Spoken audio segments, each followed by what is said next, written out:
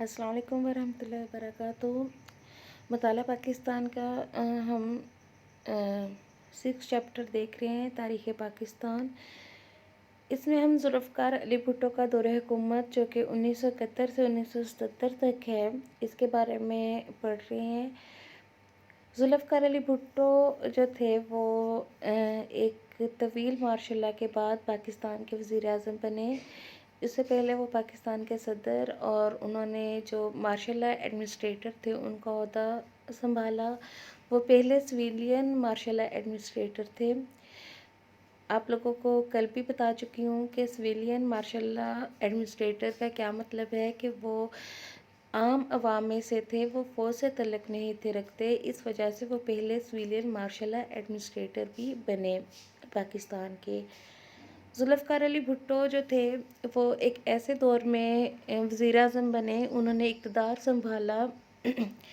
جب جو یہاں کی پاکستان کی جو عوام تھی وہ ایک طویل مارشل لاء کو جھیل چکی تھی۔ یہاں پر مارشل لاء کے جو طویل اثرات تھے وہ موجود تھے۔ یہاں پر جو سنتوں پر اور جو یہاں کی زراعت تھی ان پر کچھ خاندانوں کا قبضہ تھا، وہ اس کے علاوہ اور کسی کو بھی ان چیزوں میں ترقی نہیں کرنے دے رہے تھے۔ یہاں کی معیشت کچھ لوگوں کے قبضے میں تھی۔ اس کے علاوہ جو پاکستان تھا اس سے خارجی مسائل بھی لاحق تھے، کیونکہ وہ دوسری اقوام کی سازشوں کا بھی شکار ہو رہا تھا، جس طرح کہ جو مغربی پاکستان جو کہ موجودہ جو پاکستان ہے اور مشرقی پاکستان جو موجودہ بنگلہ دیش ہے، اس کے درمیان جو شروع سے ایک کشمکش رہی تھی اس سے بڑھانے میں جو خارجی جو طاقتیں تھیں انہوں نے بھی اہم کردار ادا کیا۔ تو بھٹو ایک ایسے دور میں وزیر اعظم بنے تھے جب انہوں نے یہ تمام مسائل کو ہینڈل کیا، انہیں سنبھالنا پڑا، اور اس کے ساتھ ساتھ انہیں پاکستان کی عوام کی بہتری کے لیے یہاں کی معیشت کی بہتری کے لیے اقدامات بھی کرنے پڑے۔ تو ذوالفقار علی بھٹو نے جو معیشت کو بہتر کرنے کا جو ایک سب سے بڑا قدم اٹھایا تھا وہ یہ تھا کہ انہوں نے جو صنعت تھی، تعلیم تھی، کامرس اور تجارت تھی، انہیں قومی تحویل میں لے لیا تھا، کیونکہ وہ صنعت سے بھی جو تھا جو 22 خاندان تھے جن کی اجارہ داری تھی ان کی اجارہ داری ختم کرنا چاہتے تھے۔ اسی طرح وہ زراعت سے بھی جو جاگیردار تھے، جو وڈیرے تھے، ان کی اجارہ داری ختم کرنا چاہتے تھے۔ وہ تعلیمی جو ایک مافیا تھا، جو ایک پرائیویٹ اداروں کے جو مالکان تھے، وہ خود تو زیادہ کما رہے تھے لیکن جو وہاں پر پڑھانے والے اساتذہ تھے انہیں بہت کم تنخواہوں میں رکھا گیا تھا۔ اس چیز کو ختم کرنے کے لیے بھی انہوں نے تعلیمی اداروں کو بھی قومی تحویل میں لیا، انہوں نے تجارت کو بھی قومی تحویل میں لیا، تاکہ یہاں پر جو یہ تمام چیزیں جو ہیں جن پر کچھ لوگوں کی اجارہ داری تھی انہیں ختم کیا جا سکے۔ تو اس کے جو ذوالفقار علی بھٹو کا ان چیزوں کو قومی تحویل میں لینے کا ایک تو یہ مقصد تھا کہ ان لوگوں کی اجارہ داری، کچھ جو لوگ یہاں پر ان صنعتوں پر، زراعت پر جو حکومت کر رہے ہیں، جن کی اجارہ داری ہے، انہیں ختم کیا جا سکے۔ اس کے ساتھ ساتھ جو ملوں میں، ان صنعتوں میں کام کرنے والے جو مزدور ہیں، جو یہاں پر جو تعلیمی اداروں میں پڑھانے والے اساتذہ ہیں، ان کو ایک بہتر مستقبل، ایک اچھی زندگی کی گارنٹی بھی دی جا سکے، تاکہ وہ بہتر طور پر اپنی جو ڈیوٹیاں ہیں وہ انجام دے سکیں۔ تو کیونکہ جب تک کہ کسی بھی ادارے میں کام کرنے والے جو لوگ ہیں، آپ انہیں ایک جاب پروٹیکشن نہیں دیں گے، آپ انہیں ایک بہتر مستقبل نہیں دیں گے، تو آپ ان سے اچھی جو ان کی افرادی قوت ہے اس سے حاصل نہیں کر سکتے، کیونکہ جب ان کے ذہنوں میں ایک ڈر، ایک خوف لاحق رہے گا، انہیں کوئی جاب پروٹیکشن نہیں ہوگی، تو وہ اپنی اچھی کارکردگی بھی نہیں دکھا سکتے۔ تو معیشت کو مضبوط بنانے کے لیے یہ ضروری تھا کہ جو یہاں کے لوگ ہیں، جو کام کرنے والے ہیں، جو ملوں میں کام کرنے والا مزدور طبقہ ہے، ان کے حقوق کا بھی خیال رکھا جائے، انہیں کچھ اختیارات بھی دیے جائیں، اور یہ ذوالفقار علی بھٹو کا ایک بہت بڑا قدم تھا۔ ہم نے جب بھی کوئی پالیسی بنائی جاتی ہے تو آپ لوگوں کے علم میں ہے کہ اس کے ہمیشہ دو پہلو ہوتے ہیں، ایک اچھا اور ایک برا، ایک مثبت پہلو ہوتا ہے اور ایک منفی پہلو ہوتا ہے۔ کہیں پر بھی ایسا نہیں ہوتا کہ آپ کوئی بھی پالیسی بنائیں تو آپ صرف اس سے فائدے ہی اٹھا سکیں، کیونکہ اگر حکومتی جو پالیسیاں ہیں وہ کچھ لوگوں کو فائدہ دے رہی ہیں تو اس کے کچھ برے امپیکٹ دوسرے لوگوں پر بھی پڑتے ہیں۔ کل بھی آپ کو ایک مثال کے ذریعے سمجھایا تھا، آج دوبارہ اسے ریپیٹ کرتی ہوں کہ جس طرح ہم موجودہ حالات میں یہ کہتے ہیں کہ آٹا جو ہے وہ مہنگا ہو گیا ہے، اس کی قیمت کو کم ہونا چاہیے، تو اگر ہم آٹے کی قیمت کم کرتے ہیں تو اس سے یہ غریب عوام کی پہنچ تک تو آ جائے گا، لیکن اس کا جو برا اثر ہے وہ پڑے گا ان کسانوں پر جنہوں نے پورا سال اس فصل پر محنت کی ہے، کیونکہ پھر حکومت جو ہے، جو ملیں ہیں وہ کسانوں سے سستے داموں میں گندم خریدیں گی کہ انہیں آگے اور سستے داموں میں ہی بیچنا پڑے گا، کم نفع پر وہ بیچنا پڑے گا، تو اس وجہ سے اس کا جو برا اثر ہے وہ ان کسانوں پر پڑے گا۔ تو یہ جو جب بھی کوئی پالیسیاں بنائی جاتی ہیں تو اس کا اچھا اور برا اثرات دونوں ہوتے ہیں۔ اس وجہ سے جب ذوالفقار علی بھٹو نے ان صنعتوں کو، تعلیمی اداروں کو، تجارت کو قومی تحویل میں لیا تو اس کے کچھ اچھے اثرات بھی مرتب ہوئے اور اس کے برے اثرات بھی مرتب ہوئے۔ کل ہم نے دیکھا تھا کہ تعلیم پر مثبت اور منفی اثرات کیا تھے۔ ذوالفقار علی بھٹو نے 1972 میں ملک کے جو نجی تعلیمی ادارے تھے، جو پرائیویٹ ادارے تھے، انہیں قومی تحویل میں لیا تاکہ ان اداروں میں جو کام کرنے والے ملازمین ہیں ان کی تنخواہیں بڑھائی جا سکیں اور انہیں دیگر سہولتیں جو ہیں وہ جو سرکاری طور پر کام کرنے والے ملازمین ہیں ان کے برابر مہیا کی جا سکیں۔ ملک کے طلباء کو بسوں اور ریل گاڑیوں کے کرایوں میں خصوصی رعایت بھی دی گئی تھی تاکہ جو غریب عوام ہے وہ بھی اپنے بچوں کو اسکول بھیجنے کے قابل ہو سکے۔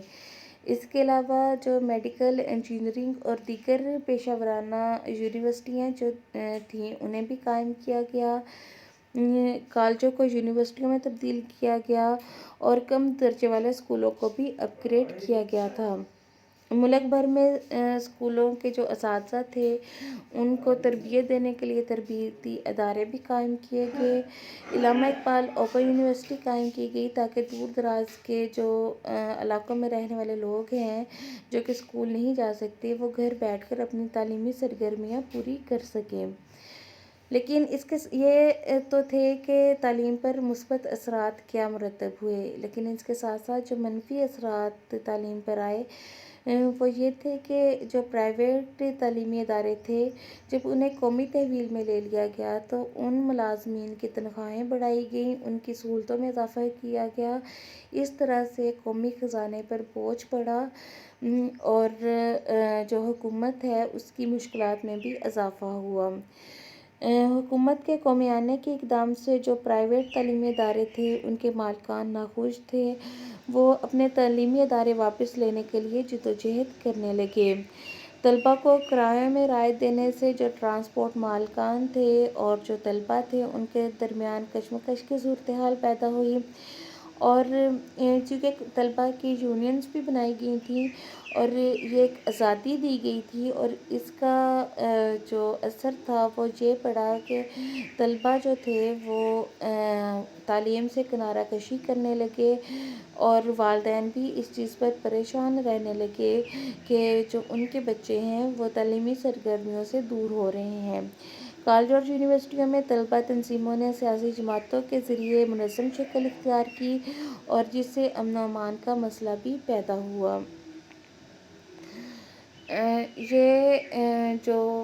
جب بھٹو نے ان اداروں کو قومی تحویل میں لیا تو یہ تعلیم پر اس کے منفی اثرات مرتب ہوئے تھے۔ آج کا ہمارا ٹاپک ہے کہ نیشنلائزیشن کے کامرس اور تجارت پر اثرات، کہ جب تجارت کو قومی تحویل میں لیا گیا تو اس پر کیا اثرات مرتب ہوئے تھے۔ ہم ان اثرات کو وہی مثبت اور منفی اثرات کے ہی تناظر میں دیکھیں گے کہ اس کے منفی اثرات کیا تھے اور اس کے مثبت اثرات کیا تھے۔ جب صنعتیں جو تھی وہ قومی تحویل میں آئیں تو صنعتی پیداوار میں اضافہ ہوا۔ ظاہر سی بات ہے کہ جب یہ صنعتیں جو تھی یہ قومی تحویل میں آئیں تو ایسے یونٹ جو خراب پڑے تھے یا پھر جو کم آمدنی والے تھے وہ بھی مسلسل کام کرتے رہے، جس سے صنعتی پیداوار میں بھی اضافہ ہوا تھا۔ بھٹو حکومت نے صنعتوں کو فروغ دینے کے لیے مشینری اور صنعتی خام مال کی درآمدات کی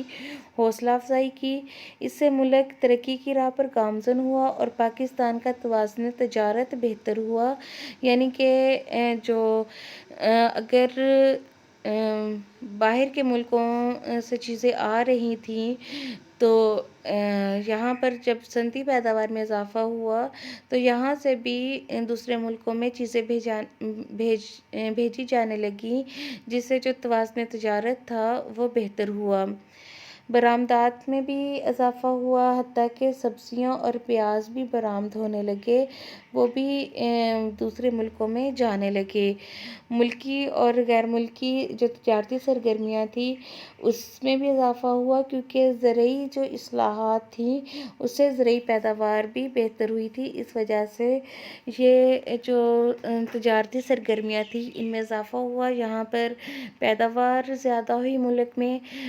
یہاں کے لوگوں کے جو مانگ تھی اس کے حساب سے پیداوار زیادہ تھی، تو ہم پھل سبزیاں اور اس طرح کی دوسری چیزیں بھی جو تھیں وہ بھی باہر کے ملکوں میں بھیجنے لگے، جس سے جو توازن تجارت تھا وہ بہتر ہوا۔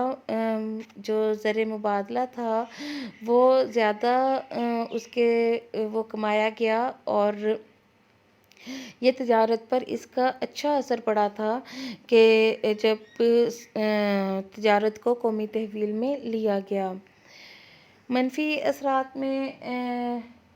افراط زر ہونے سے تنخواہ دار جو طبقہ تھا وہ متاثر ہوا۔ روپے کی قدر کم ہونے سے برآمدات میں تو اضافہ ہوا لیکن مہنگائی میں بھی اضافہ ہوا۔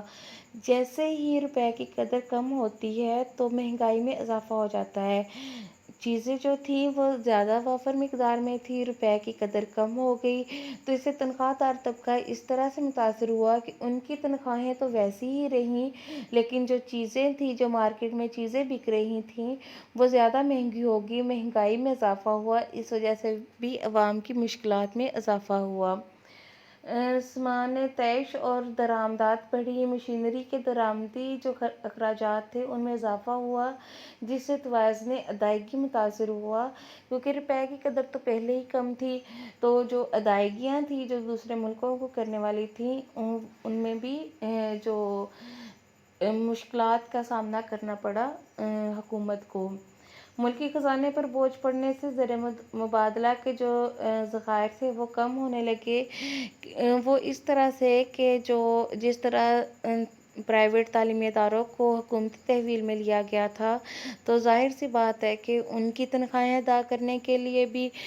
جو حکومت کے یہ ذخائر تھے ان پر بوجھ پڑا، حکومتی خزانے پر بوجھ پڑا۔ اسی طرح ایسے صنعتوں کے ایسے یونٹ جو کم پیداوار دیتے تھے ان کو چلانے کے لیے بھی حکومتی خزانے پر بوجھ پڑا۔ تو جو یہ زر مبادلہ کے جو ذخائر تھے وہ کم ہونے لگے، جس سے حکومت کی مشکلات میں اضافہ ہوا۔